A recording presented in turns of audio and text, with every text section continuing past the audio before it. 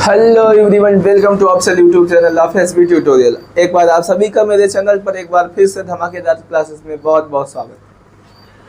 आज जो हम आप सभी के बीच में फिर से लेकर आए हैं क्लासेस, वो क्लास 10th की क्लासेस लेकर ही आए हैं। आप सभी को पता ही है, इससे पहले जहाँ तक मैंने चीज़ों को पढ़ा था, आज उसी के आगे से हम लोग क्लासेस को करते हैं स्टार्ट। तो ज़्यादा समय ना लेते हुए आपकी क्लासेस को हम समय देना चाहेंगे, है ना। बीच में बातें होती रहेंगी तो उसमें कोई दिक्कत वाली बात नहीं, बस आप चीज़ों को ध्यानपूर्वक पढ़ते रहिए।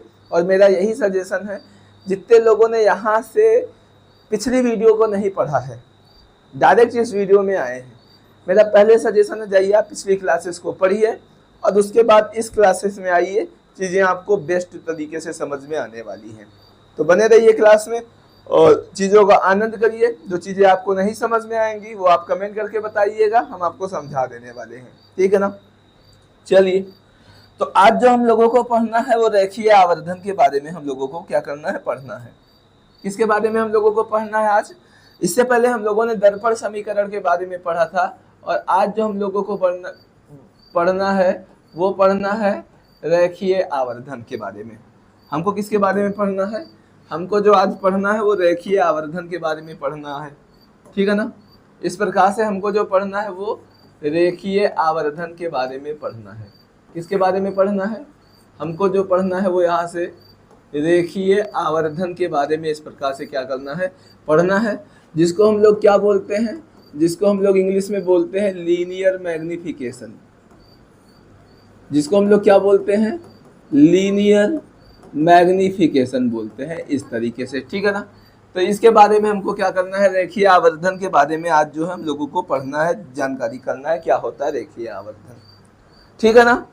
तो यहाँ जो रेखीय आवर्धन होता है, इसका जो फार्मूला होता है वो हमारा क्या होता है? रेखीय आवर्धन का जो फार्मूला होता है वो होता है m = I/O। m = क्या होता है? I/O। इस प्रकार से होता है।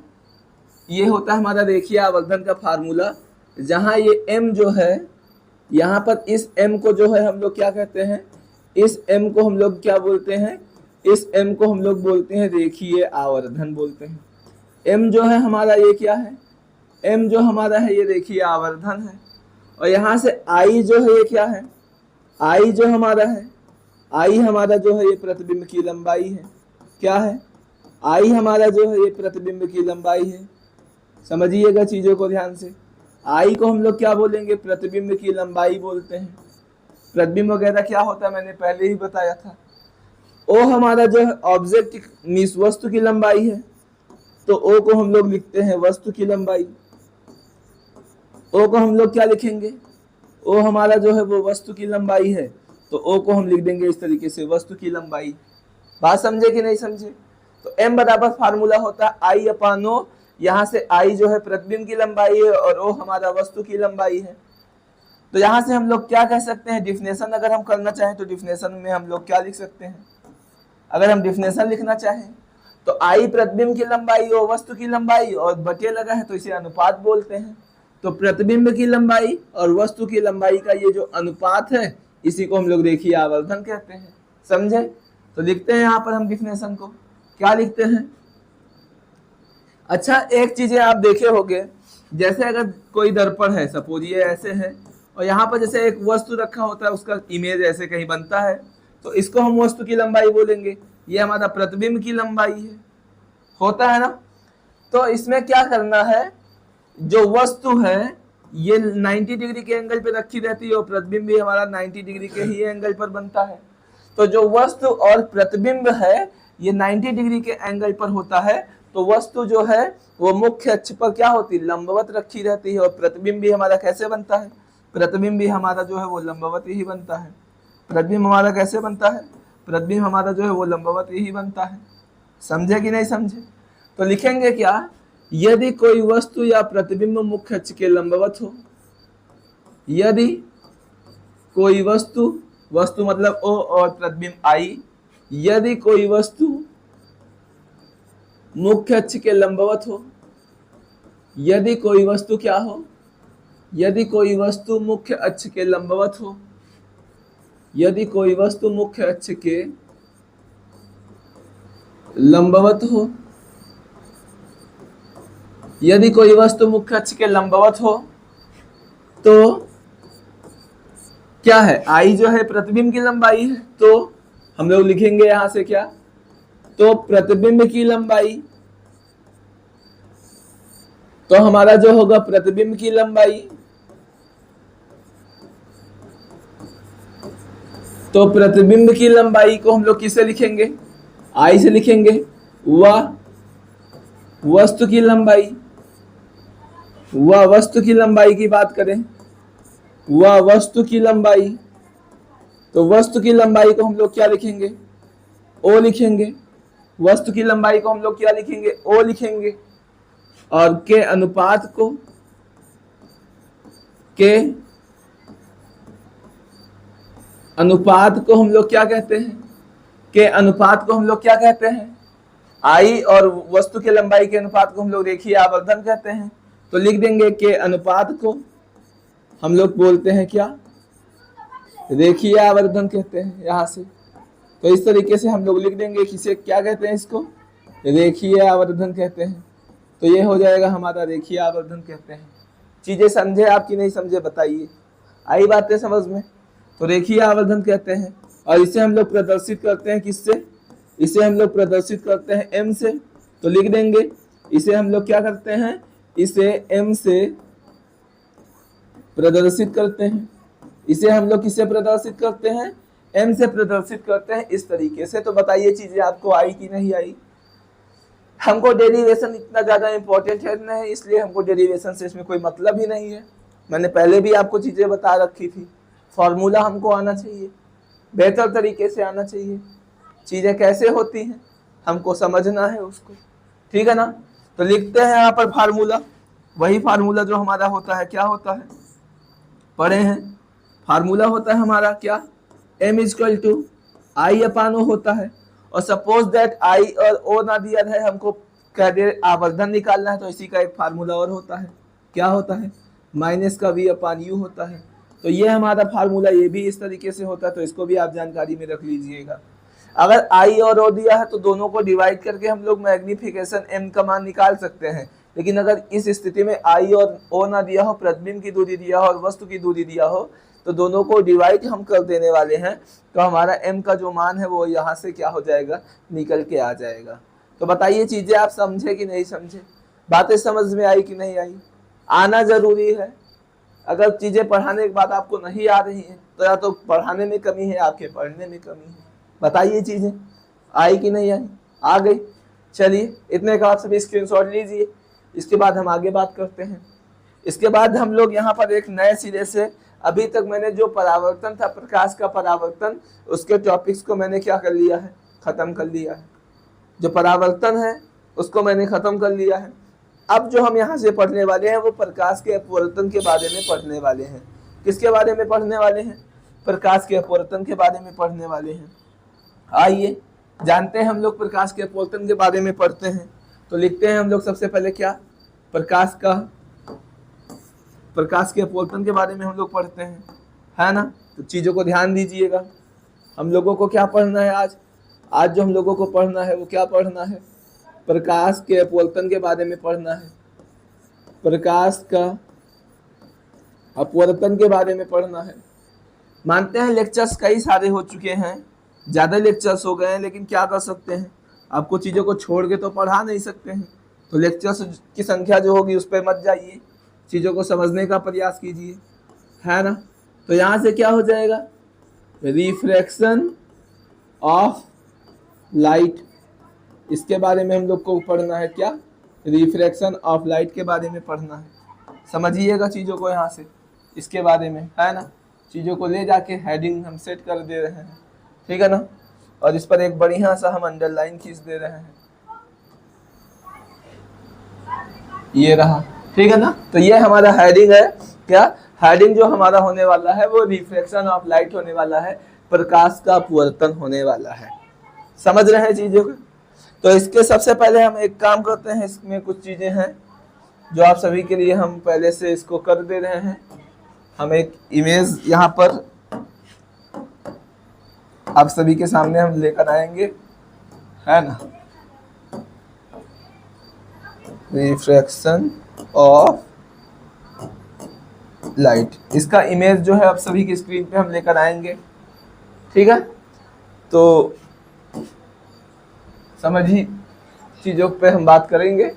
रिफ्रैक्शन ऑफ लाइट पर हम लोग क्या करेंगे, बात करेंगे रिफ्रैक्शन ऑफ लाइट क्या होता है, तो उसके चित्र को हम आप सभी के सामने लेकर आएंगे, ठीक है ना।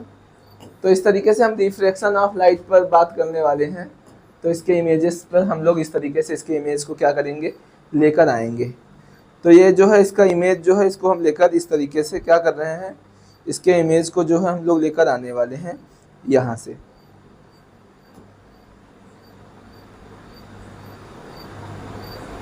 इस तरीके से हम क्या करेंगे, इसके इमेज को जो है यहाँ से लेकर आने वाले हैं और इसको हम ऐड टू व्हाइट बोर्ड करते हैं, ठीक है ना, ये रहा। और इसके बारे में हम लोग क्या करेंगे, इसको हम यहाँ पे शो कर दे रहे हैं, चीज़ों को आप समझने का प्रयास करिएगा, ठीक है ना। एक मिनट,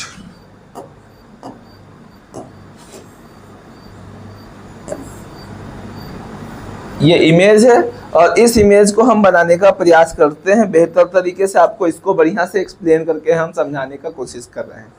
तो आप चीज़ों को ध्यान दीजिएगा, चीज़ें यहाँ पे इंग्लिश में भी लिखी हुई हैं, लेकिन हम आपको चीज़ों को हिंदी में समझाने वाले हैं, ठीक है ना। तो कोई दिक्कत नहीं है, ये चीज़ें आपके सामने भी हैं और इसको हम आप सभी के सामने यहाँ पर समझाने भी वाले हैं, ठीक है ना। यहाँ पर दो इमेज हो गया तो एक को हम हटा दे रहे हैं यहाँ से, कोई दिक्कत नहीं है, ठीक है ना। चलिए देखते हैं हम लोग क्या होता है रिफ्रैक्शन ऑफ लाइट।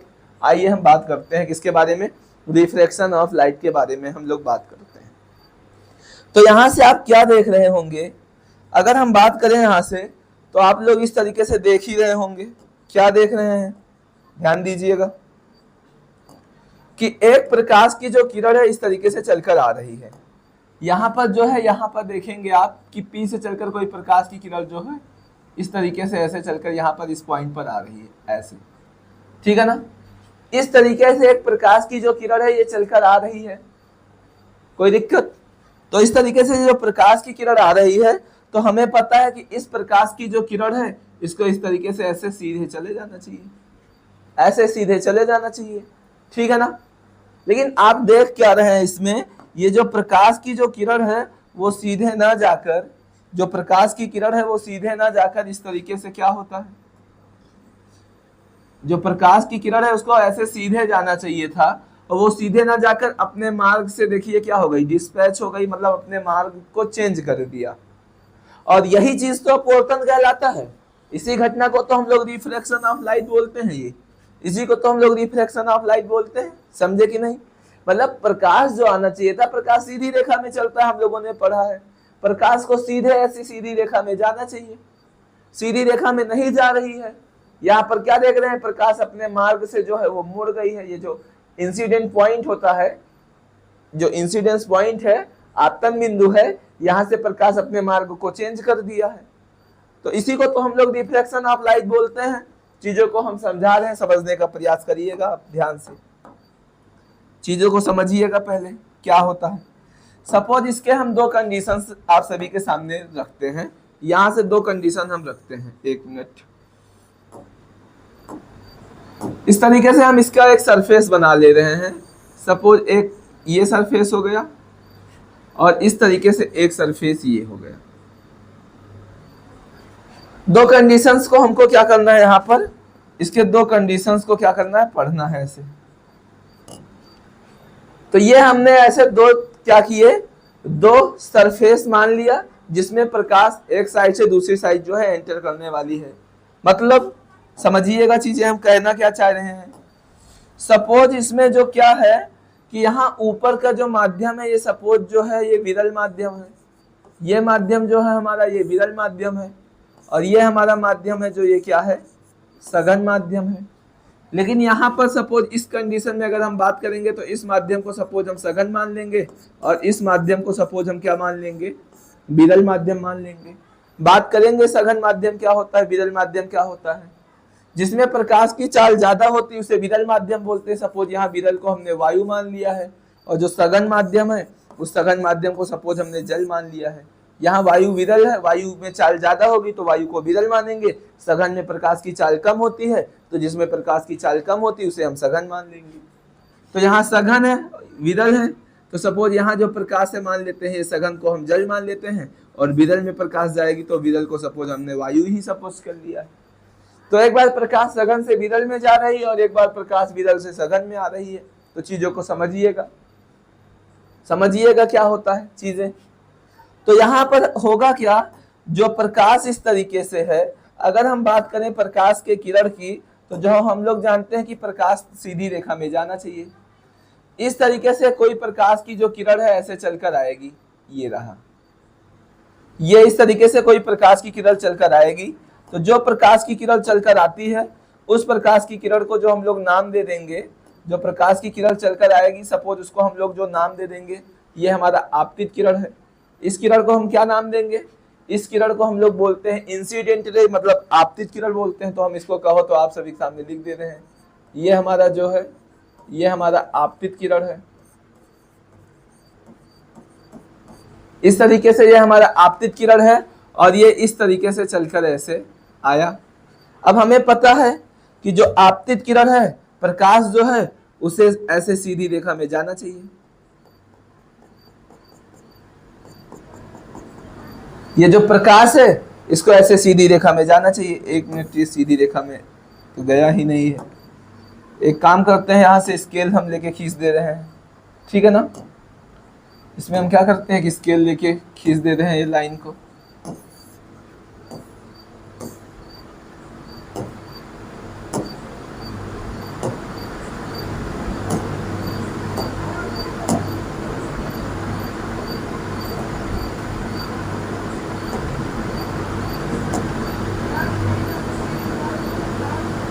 तो इस तरीके से जो प्रकाश है इसको ऐसे सीधी रेखा में क्या होना चाहिए था, ऐसे जो प्रकाश है इसको ऐसे सीधी रेखा में जाना चाहिए था।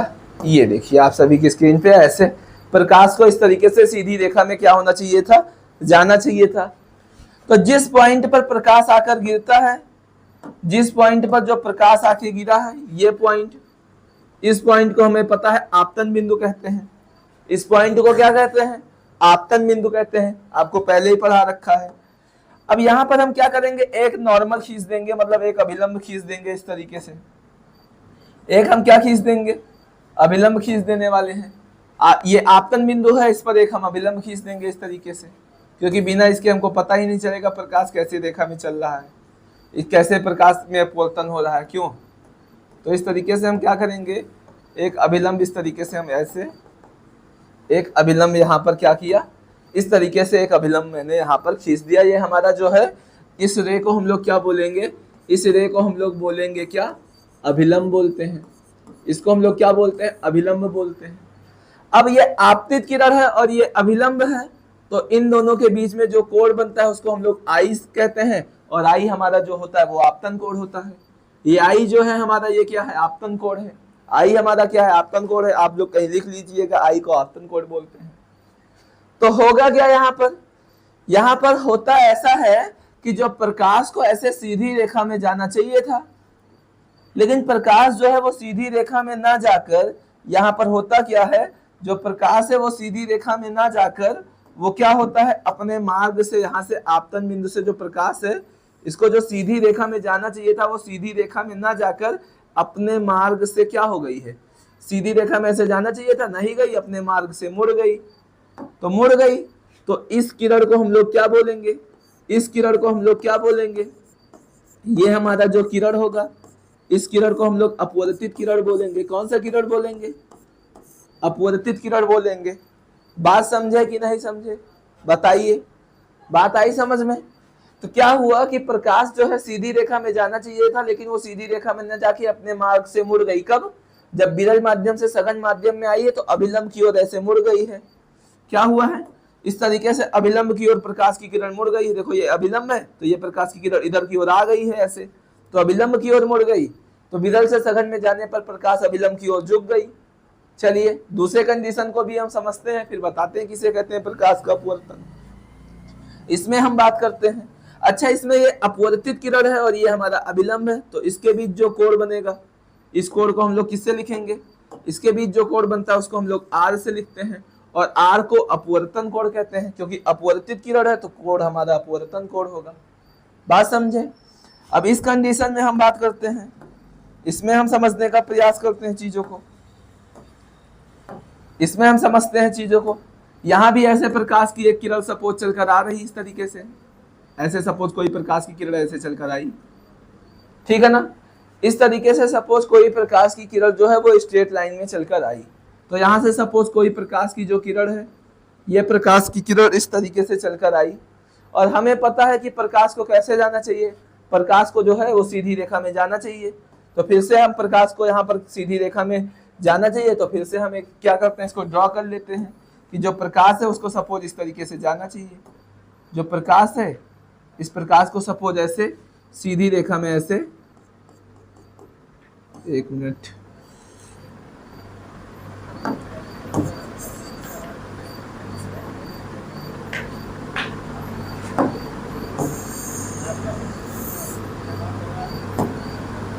तो इस तरीके से ये प्रकाश जो है इसको यहां पर क्या होना चाहिए, ऐसे सीधी रेखा में जाना चाहिए, ऐसे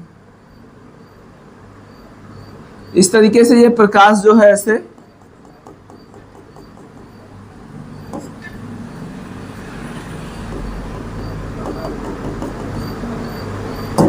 ऐसे इस तरीके से प्रकाश को सीधी रेखा में जाना चाहिए। तो होता क्या, यहां पर पहले हम एक नॉर्मल खींच ले रहे हैं, ठीक है ना। यहां पर ऐसे हम नॉर्मल भी खींचेंगे, नॉर्मल खींच ले रहे हैं पहले, अभिलंब जिसको हम लोग बोलते हैं, यहां पर एक हम लोग अभिलंब खींच देंगे इस तरीके से।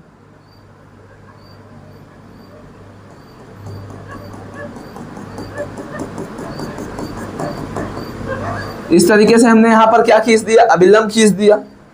ये देखो, ये हमारा जो है ये अभिलंब भी तो है, यहाँ पर ये क्या है, ये हमारा जो है ये अभिलंब है, और ये आपतित किरण है और ये अभिलंब है, तो इसके बीच में जो कोण बनेगा यहाँ भी आई बनेगा, और आई को आपतन कोण कहते हैं।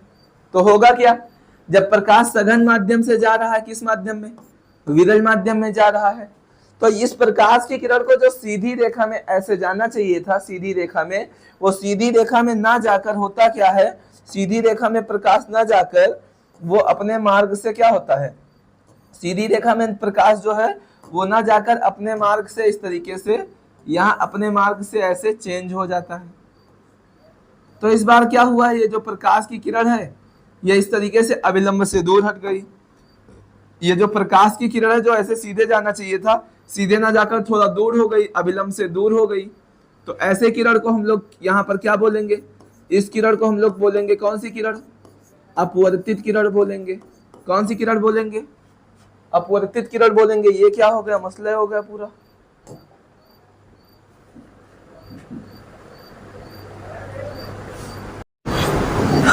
तो यहाँ पर आप देख रहे होंगे थोड़ा सा इमेजेस वगैरह चेंज हो गए हैं। हुआ क्या, बीच में आपने देखा ही था प्रॉब्लम क्या आई थी, तो उसको भी मैंने वीडियो में कट नहीं किया, चीजें कर दिया ताकि आपको समझ जाए कि क्यों ऐसा हो गया। इसी वजह से मुझे चित्र को फिर से, इमेज को फिर से बनाना पड़ा, चीजें चेंज करना पड़ा। तो जो चीजें आप समझे थे ये वैसे ही पूरी चीजें हैं। इसमें क्या देखा था कि प्रकाश विरल से सघन में जा रहा है तो प्रकाश अभिलंब की ओर मुड़ गया, और इसमें प्रकाश जो है सघन माध्यम से विरल में जा रहा है तो अभिलंब से दूर हट गया। तो दो कंडीशन यहाँ पर हमने देखा। दो कंडीशन क्या देखा कि जब प्रकाश विरल से सघन में जाएगा तो प्रकाश अभिलंब की ओर मुड़ जाएगा, लेकिन जब प्रकाश सघन माध्यम से विरल माध्यम में जाएगा तो हमारा जो प्रकाश है वो अभिलंब से क्या हो जाएगा, दूर हट जाएगा। तो आप देख रहे हैं दोनों स्थिति में प्रकाश का जो मार्ग है वो चेंज हो रहा है। दोनों स्थिति में हमारा जो है वो प्रकाश की किरण का जो मार्ग है, जैसे जाना चाहिए था, जिस मार्ग पे चलकर जाना चाहिए था उससे या तो दूर हट गई यहाँ पर, और यहाँ पर अभिलंब की ओर मुड़ गई है। मतलब अपने मार्ग से प्रकाश की किरण जो है वो मुड़ गई है। तो प्रकाश की किरण का डिफिनेशन क्या होगा, प्रकाश की किरण का अपने मार्ग से जो है विचलित हो जाना, भटक जाना अपने मार्ग से, इस घटना को हम लोग क्या बोलते हैं, प्रकाश का अपवर्तन कहते हैं। इसी घटना को हम लोग क्या बोलते हैं, यही घटना जो हमारी है इस घटना को ही हम लोग क्या बोलते हैं, इस घटना को हम लोग बोलते हैं प्रकाश का अपवर्तन। यही जो घटना है ये घटना हमारी क्या कहलाती है, इस घटना को हम लोग क्या बोलते हैं, प्रकाश का अपवर्तन कहते हैं। मतलब क्या कहते हैं, प्रकाश की किरण का एक माध्यम से, ये सपोज हमारा पहला माध्यम है, ये सपोज हमारा दूसरा माध्यम है, तो प्रकाश की किरण का किसी एक माध्यम से किसी दूसरे माध्यम में प्रवेश करने पर अपने मार्ग से विचलित हो जाना, इस घटना को ही हम लोग क्या कहते हैं, प्रकाश का जो है वो अपवर्तन कहते हैं। समझे कि नहीं? तो ये रहा इमेज, आप इसको बनाएंगे, उसके बाद डिफिनेशन आप सभी की स्क्रीन पे ये देखिए लिखा हुआ है। डिफिनेशन यहाँ पर आप सभी के आ जाने वाला है, समझिएगा चीजों को ध्यान से। एक मिनट, ये देखिए, ये डिफिनेशन रहा आपका, समझ रहे हैं? इस तरीके से ये आप सभी के स्क्रीन पे जो है ये डिफिनेशन है, इसको हम थोड़ा सा कर दे रहे हैं, आप सभी देख लीजिएगा डिफिनेशन क्या होता है। लिखा हुआ है, जब प्रकाश की किरण एक माध्यम से दूसरे माध्यम में जाती है तो वो अपने पथ से विचलित हो जाती है, और इस घटना को प्रकाश का अपवर्तन कहते हैं। इस घटना को प्रकाश का अपवर्तन कहते हैं। उदाहरण के लिए, जब हवा से पानी में जाता है तो वह मुड़ जाता है। मतलब जब प्रकाश जो है हवा से पानी में जाता है, यहाँ पर क्या देख रहे हैं, ईयर से, यहाँ पर आप देख रहे होंगे क्या, जो प्रकाश है इस इमेज में अगर बात करें तो प्रकाश ईयर से किस में जा रहा है, इसमें अगर हम बात करें तो प्रकाश जो हमारा है वो ईयर से किस में जा रहा है, ग्लास में जा रहा है। या इसी को हम लोग ग्लास ना करके अगर यहाँ पर इसको हम वाटर कर दें, जैसे हम लोगों ने अभी पढ़ा है, तो इस तरीके से ये वाटर में जा रहा है। सपोज ये वाटर है ऐसे, तो प्रकाश ऐसे वाटर में जा रहा है, ठीक है ना। तो प्रकाश जो है वो विरल माध्यम से सघन माध्यम में आ रहा है। ईयर में स्पीड ज्यादा होती है तो इसे हम क्या मानेंगे, विरल माध्यम मानेंगे। ये हमारा क्या होगा, ये सघन माध्यम है। और आप देख रहे होंगे प्रकाश जब विरल माध्यम से जा रहा है तो इसको वास्तव में प्रकाश की किरण को ऐसे जाना चाहिए था, सीधी रेखा में, लेकिन होता क्या है, ये जो प्रकाश है ये अपने मार्ग से ऐसे इधर की ओर मुड़ गई है। तो इसी घटना को हम लोग क्या कहते हैं, प्रकाश का अपवर्तन।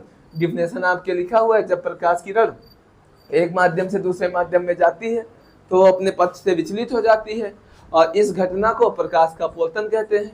उदाहरण के लिए, जब प्रकाश की जो किरण है वो हवा से सपोज पानी में जाती है, तब के लिए ये है। अच्छा, ये घटना कहाँ पर होती है, प्रकाश का अपवर्तन जो है कहाँ पर होता है? जैसे अगर हम इसके बात करें, प्रकाश के अपवर्तन की, जो प्रकाश का अपवर्तन है ये कहाँ पर होता है, इसके बारे में अगर हम बात करें, ठीक है ना। अगर इसके बारे में हम बात करें तो आपको दिखाते हैं कि जो प्रकाश का अपवर्तन है वो कहाँ पर होता है।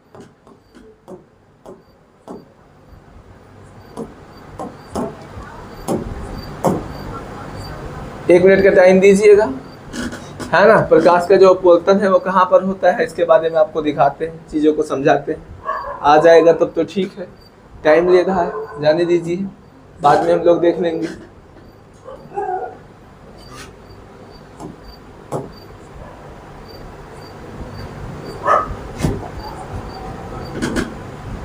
सर्वर प्रॉब्लम है, छोड़िए। तो उदाहरण के लिए बात करें हम, जैसे अगर हम इसके एग्जांपल्स की बात करें कि कहाँ पर ऐसा होता है, तो जैसे पानी में पेंसिल का मुड़ा हुआ दिखाई देना।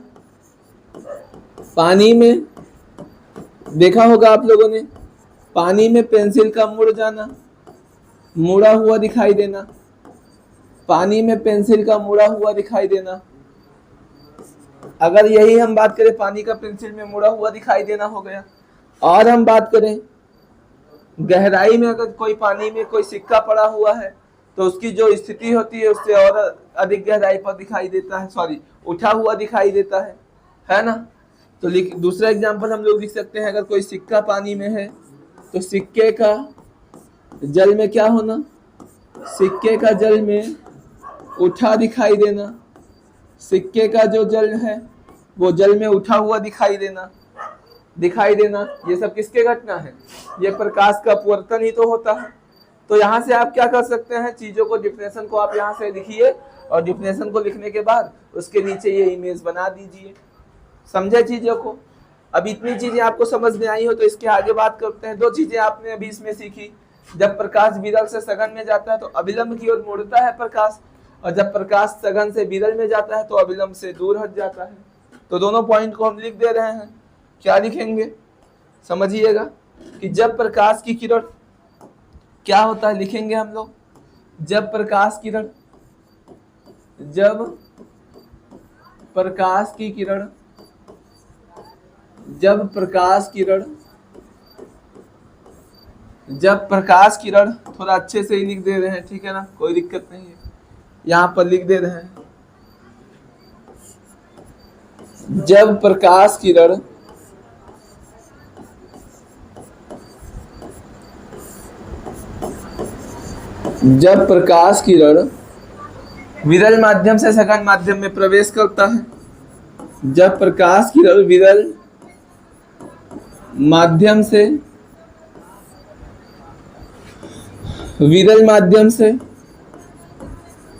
सघन माध्यम में प्रवेश करता है, जब प्रकाश विरल माध्यम से सघन माध्यम में प्रवेश करता है, जब प्रकाश विरल माध्यम से सघन माध्यम में प्रवेश करता है,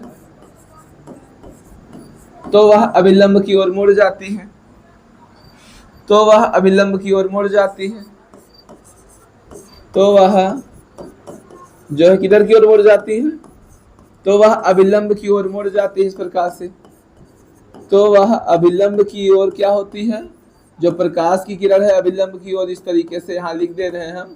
तो प्रकाश की जो किरण है वो अभिलंब की ओर क्या हो जाती है, मुड़ जाती है यहाँ से।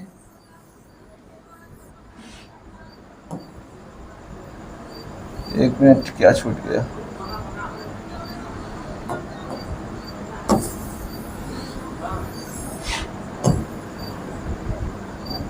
ये देखिए पहला पॉइंट हो गया।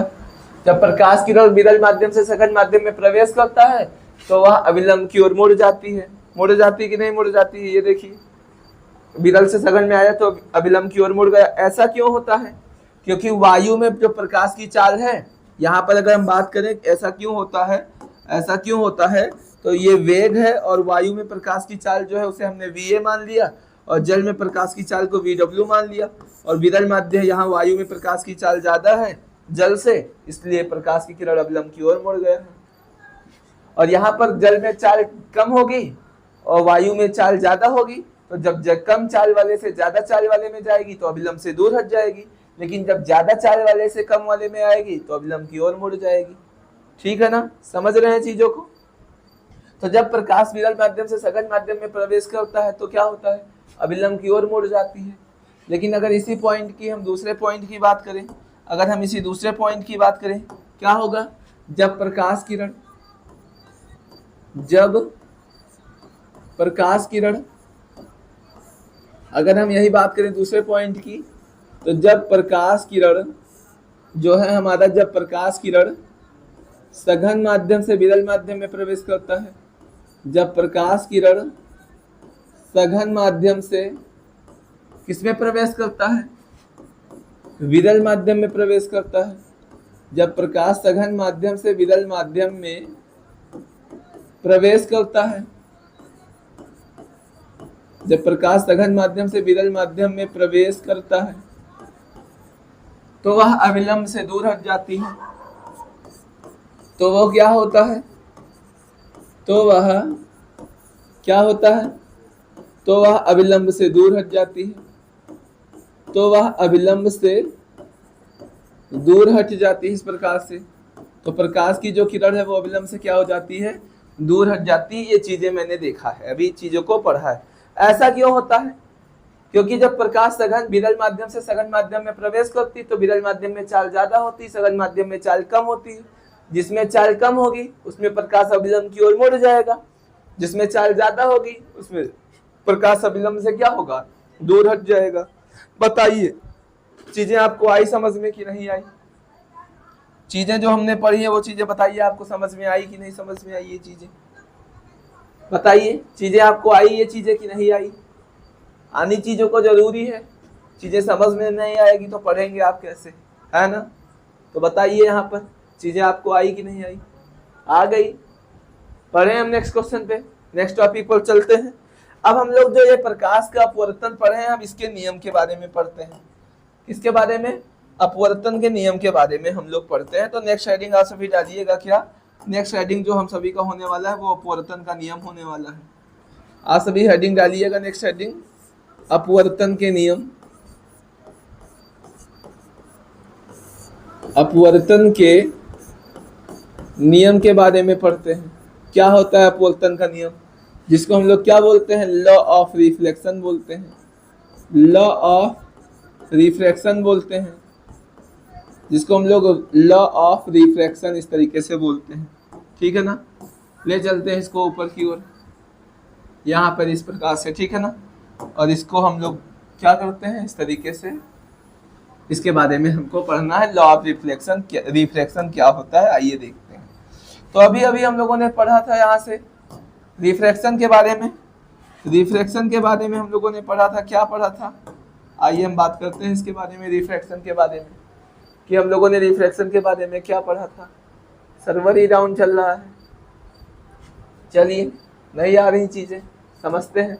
अभी अभी हम लोगों ने पढ़ा था इस तरीके से, क्या पढ़ा था कि कोई प्रकाश की जो किरण थी इस तरीके से, ऐसे हम लोग एक सरफेस सपोज किए थे, यहाँ पर इस तरीके से हम लोगों ने एक सरफेस ऐसे सपोज किया था। ये सपोज हमारे पास क्या है, कोई सरफेस है, और इस सरफेस पर हमने सपोज ऐसे क्या किया है, एक नॉर्मल खींच दिया है। इस सरफेस पर पहले हम एक नॉर्मल खींच ले रहे हैं, ठीक है ना। इस सरफेस पर हम क्या करेंगे, इस तरीके से एक नॉर्मल को हम ऐसे ड्रॉ कर लेने वाले हैं, ठीक है। इस तरीके से इस सरफेस पर हम क्या करेंगे, एक नॉर्मल ऐसे ड्रॉ कर लेंगे। यहाँ पर मान लिया इस सरफेस पर हमने सपोज एक नॉर्मल इस तरीके से ड्रॉ कर लिया, ये सपोज एक नॉर्मल है, अभिलंब है ये। इस तरीके से मैंने यहाँ पर क्या खींच दिया, एक अभिलंब खींच दिया। यहाँ पर इसको हमने क्या खींच दिया, अभिलंब खींच दिया।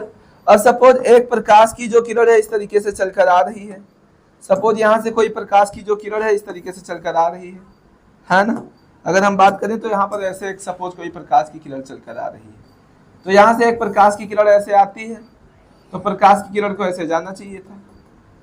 अगर हम बात करें तो प्रकाश की किरण को ऐसे जाना चाहिए था, सीधी रेखा में इस तरीके से प्रकाश की किरण को जाना चाहिए था। तो ये हमारा क्या है, ये प्रकाश की जो किरण है इसका वास्तविक पथ है, इसको ऐसे वास्तव में जाना चाहिए था, मतलब ये प्रकाश का वास्तविक पथ है, और हमें किस जो आपतित किरण है उसे अपने वास्तविक पथ पर चलकर जाना चाहिए था। ये हमारा आपतित किरण है, इस तरीके से चलकर आई। लेकिन किरण किसी कारणवश प्रकाश की किरण सपोज यहाँ विरल माध्यम से सघन माध्यम में जा रहा है, या कुछ भी मान सकते हैं, सघन से विरल में मान सकते हैं। विरल से सपोज सघन में जा रहा है प्रकाश की किरण, तो हमें पता है कि जब प्रकाश की जो किरण है जब वो विरल माध्यम से सघन माध्यम में प्रवेश करती तो होता क्या है, जो प्रकाश की किरण है वो इस तरीके से अभिलंब की ओर मुड़ जाती है, ऐसा। ये जो प्रकाश की किरण है अभिलंब की ओर इस तरीके से क्या हो जाएगा, जो प्रकाश की किरण है ऐसे अभिलंब की ओर ये मुड़ जाता है, तब ये हमारा आपतित किरण है। ये हमारा कौन सी किरण है, यह आपतित किरण ही तो है। तो ये हमारा जो है ये आपतित किरण है, और ये हमारा जो है ये कौन सी किरण है, ये हमारा जो है इस किरण को हम लोग क्या बोलते हैं, इस किरण को हम लोग अपवर्तित किरण बोलते हैं। तो ये हमारा सपोज अपवर्तित किरण है। तो हम लोग जानते हैं कि जो आपतित किरण होता है, जो आपतित किरण होता है और अभिलंब के बीच जो कोण बनता है आई, और आई को हम लोग क्या बोलते हैं, आई को हम लोग क्या बोलते हैं, आपतन कोण बोलते हैं। और यहाँ से जो अपवर्तित किरण है और ये अभिलंब है, तो इसके बीच जो कोण बनता है उसे आर से लिखते हैं, और आर हमारा क्या होता है, वो हमारा क्या होता है, अपवर्तन कोण होता है, ठीक है ना। तो चीजों को हमको समझना है क्या होता है। ये जो पॉइंट होगा इस पॉइंट को हम लोग बोलते हैं आपतन बिंदु बोलते हैं, क्या बोलते हैं, आपतन बिंदु बोलते हैं।